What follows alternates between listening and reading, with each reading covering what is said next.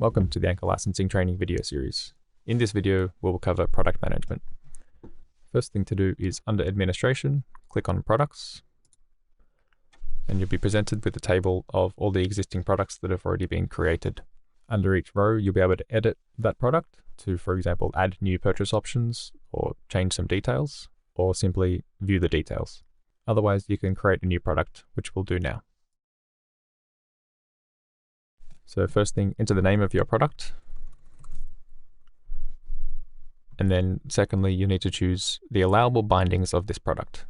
And what this means is you are now configuring where the product can be used. So if I tick software, it means it can only ever be used on a software container.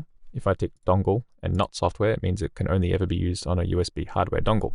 If I choose both of them, it means that when I create the license, I can choose either software or dongle. What any means is that it can then be chosen at the license creation time of any type, which means it doesn't really matter, and that the end customer can choose that when they're activating the license. So let's choose all of them for now. Here you can add purchase options, so features of your software, either new purchase options or existing purchase options. A new purchase option is one that hasn't been used in any other product. So here I'm adding two purchase options.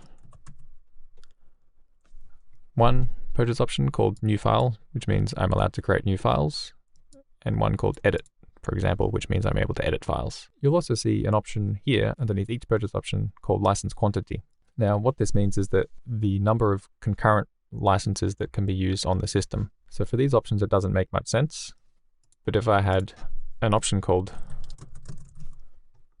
the number of files that I'm allowed to have open at any one time, that could then have a quantity.